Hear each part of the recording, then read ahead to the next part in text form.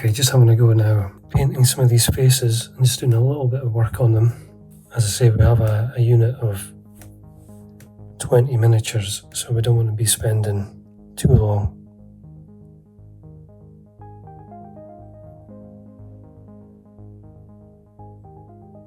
But one of the things that is worth doing if you can is just with a bit of, this is squig orange that I've got here, it's just painting the bottom lip.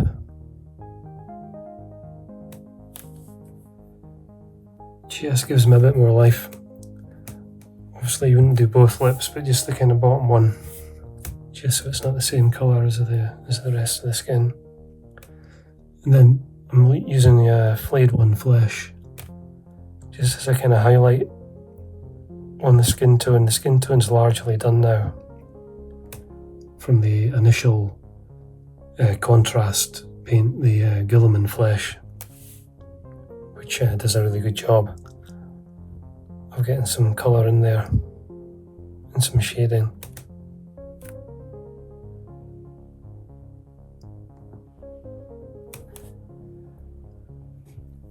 And I also use the flayed one flesh for doing the eyes. Don't use white, it's too strong. Just want to get enough on there so that you're indicating that there is an eye. To then add a dot of colour to, won't be using black, we'll be using just a natural eye colour. If you keep the brush clean, you should be able to reliably get the paint into the face where you want it. So you end up with something a bit like that. And I really wouldn't go too much further than that, other than dotting in a pupil that we'll do a bit later. Okay, for dotting in the eyes, I've got, as I mentioned, a few colours looked out. So I'm going to try and do a blue dot in the eye here. So you need a decent brush, like that. And I much prefer a colour rather than black for the pupils in the eyes. I just think the black's just too strong. It looks more natural just to have a colour.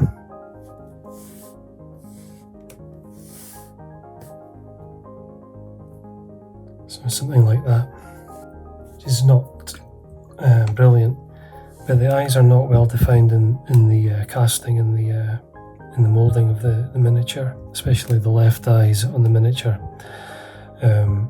are a bit nondescript, so you're kind of going to have to find them a bit yourself using the brush just to kind of pick out something, but in essence that's the idea.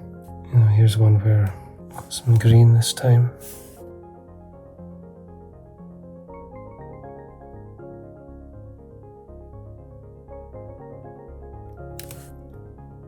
Like that for a green eye. And when you dot the eyes in, you end up with some kind of accidental personality appearing in the miniatures, with sort of funny starey eyes.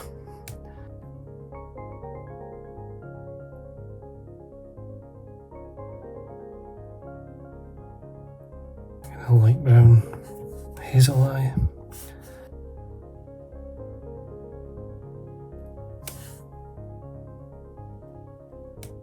Like that. So that's the idea.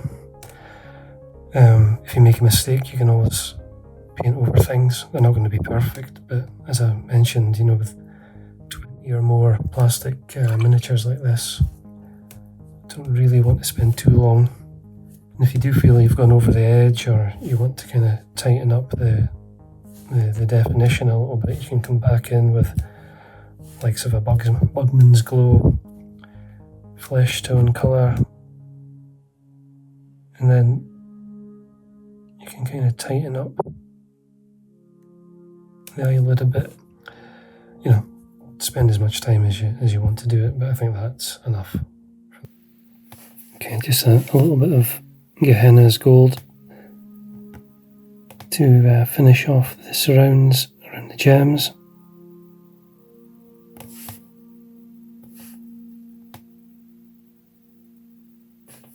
really need a decent tip on the brush for this.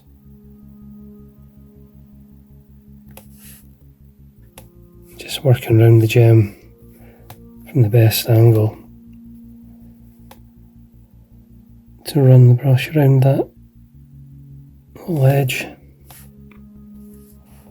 And sometimes with the gold you think you haven't quite applied it, but if you just move the miniature you'll see it catching the light. So when it comes to highlighting the hair, it's just a case of using the side of the brush just to try and pick out the raised areas. You don't want too much paint on the brush.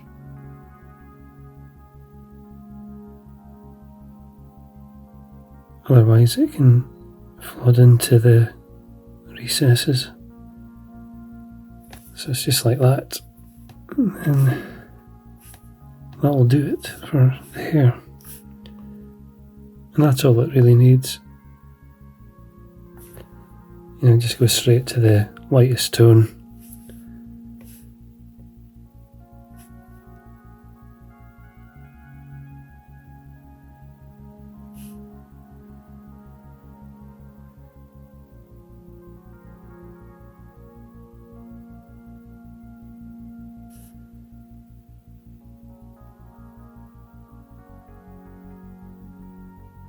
Moving on to the gems now, doing the large green one.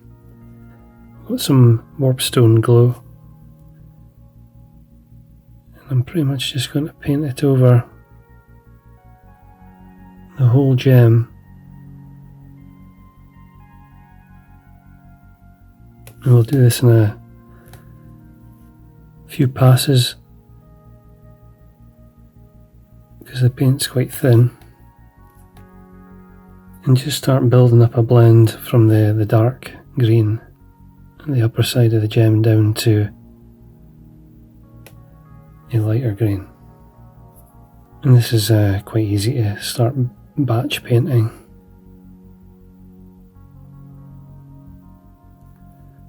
Just get them all lined up. And once you've finished one pass, just immediately go back and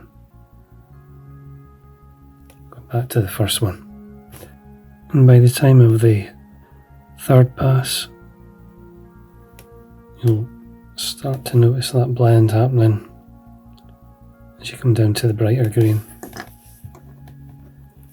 So it's quick to do, and as long as you stick to doing it in multiple passes, the effect will work a lot better. I'm just adding some moot green to the bottom of the gem.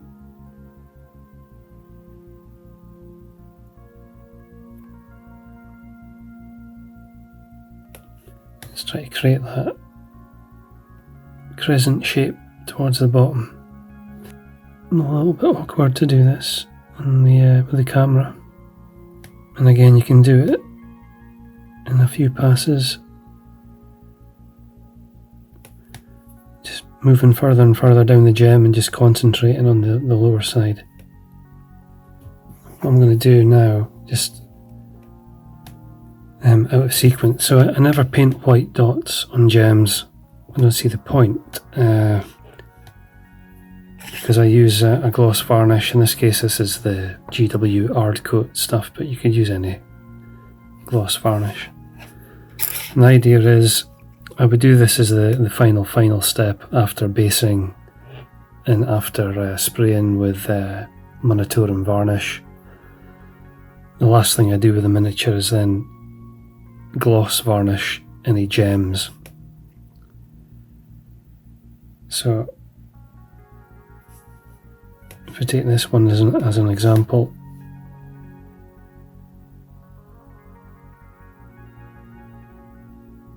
and I won't do all the miniatures, I'll just do this one now just for the sake of demonstrating it, the effect. Just carefully adding the gloss varnish onto the gem alone, like that. And hopefully what you can see now is that there is a highlight on there. It's not painted on with a white dot. And as you move the miniature around, the light catches the gem in a much better way, I think, than painting on a white dot. You've got the blend, the colour blend below it, which adds to the effect. It makes sense to me to do that. But that's my approach for doing gems. So I'll carry on, but I won't varnish the rest of them. And I'm going to do the exact same process on the blue gems with suitable colours for that. Another thing to do with the gems, just to push the highlight a bit further, I've taken some Flash Gits yellow, mixed that in with the moot green, just to get a brighter highlight on the bottom of the gem. So I'm nearing the final stages of getting these spearmen painted. Just going to go back now with Runefang steel, or any bright silver that you want to use. I'm just going to add some highlights to the metal. We've been handling the miniature a lot using that spear tip, so just want to kind of get a bit of brightness back into it. So I'm not painting the whole thing in. And then being a bit more careful now not to handle the miniature, just going to use the base. We won't be painting in individually all these scales on the armour. We're going to leave that. But we can just put in a little bit of this brighter metal finish in around the edges of the helmet.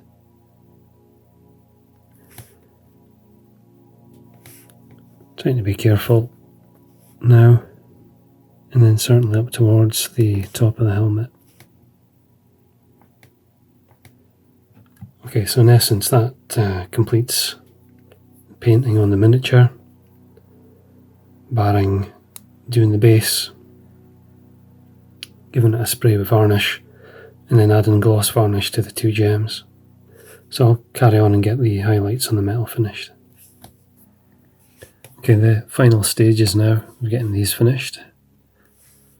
So the way I do the basing is I'm using a couple of Citadel colours. I've got this Wa flesh that I'm going to do 2 coats with, and then I'm going to follow it up with Warboss green. And that process combined will give us something approximating the original look, using the famous Goblin Green paint, which is now discontinued. You can see as the paint goes on that it's not a one coat process, unfortunately. I've not got a better method. If you have got a better method, please let me know. But it does work quite well to do it this way. And really it's we're just about there. I've just got these last 2 to get paint onto. Just got to be careful how you hold the miniature. You maybe get something else to hold them with for this stage, because you don't want to be holding the base and getting in the way of the paint. And then onto the Warboss green. And then at this stage really it's up to you how many coats you apply. The more you do, the more solid and consistent the colour will look. But when you've got quite a lot of miniatures to do, you can sort of draw the line somewhere. So probably 1 coat on the top surface of the base, and then a couple of coats around the edges for where you'll still see the colour, because we'll be adding flock to the tops. So in an effort to try and get a smooth result on the bases, or the edges of the bases, notice that I'm trying to paint them essentially in one direction with the brush, just to help keep the paint looking smooth when it dries. Because it can be difficult to get a nice smooth result on the bases, just because they're these flat surfaces. So if you kind of keep the brush strokes all heading in one direction, it can help a little bit. And I think after 2 coats, maybe 3, we should have enough paint on there to give a decent finish. Okay, time for getting the flock glued onto the base. The stuff I'm using for this is this Javis Countryside Scenic stuff, model railway type product, and I've got 2 bags, or 2 different colours. I've got the light green and the mid green, and I use both for this. There's also other products like Army Painter's got their version of these things, but it's this stuff I've been using. It's got the right look that I'm after. So I've watered down some PVA glue. Not watered it down too much. If you need it to do its job, so don't water it down too much. And then I'm using a brush that's on its last legs to try and get that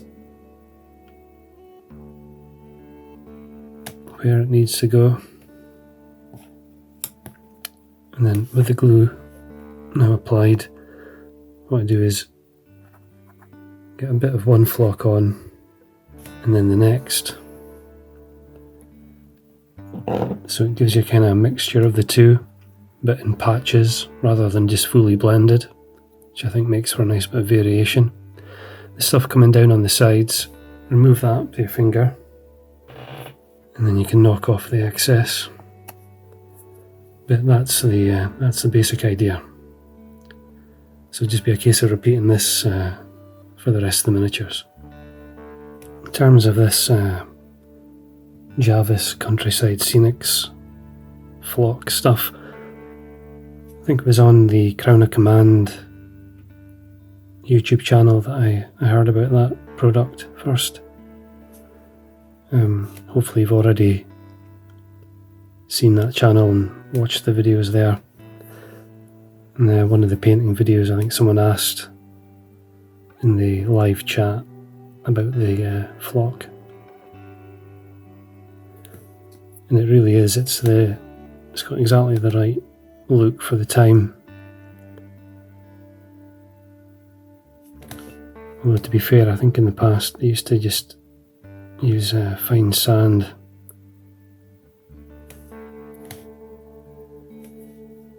painted green and then dry brushed with a bit of colour, with a bit of maybe yellow added to it, but I like the flock on this. I think it gives a nicer look. And if you use the two tones of flock at different angles, create different patches, I think it just adds a nice little bit of variety to the miniatures. And really that gets us to pretty much the finishing point. The only thing I'm going to do after this is let the glue obviously dry and then spray them with the GW Monitorum varnish, or what used to be called Purity Seal, just to give them some sort of protection from being handled. Then gloss varnish the gems as the final step. Okay, so that's the painting done now for all 40 of these plastic High Elves. It's been a lot of work. I'm happy with the results, but it's taken a long time to do. And if you do decide to tackle these or something like it, you've got to give yourself plenty of time, spread the work out, because if you don't, it's quite intense, you know, the repetitive nature. Hopefully in the videos there's been maybe some useful insight into painting miniatures like this, and in this particular style. The only hero or champion that I've done to date is the Spearmen unit champion, and again I've kept that really close to what was shown in those heavy metal examples in terms of the colour scheme and the style. You'll notice the only thing missing from the Spearmen, at least, are their shields, and I will look at doing those in future videos, because I'm going to try maybe recasting some of the originals. I would like all of the Spearmen to have the exact same shield design, just to keep that kind of coherent unit look. I do have some of the command unit miniatures to do, which I've made a little start on here. I think I'll be able to make use of at least a couple of them for the archer unit. So those are going to be next to do. So if you have made it this far into the videos, thanks for watching, and by all means give it a go. It's great to see paint on these 30-year-old miniatures finally, and they do make for a nice painting project to complete. So thanks for watching.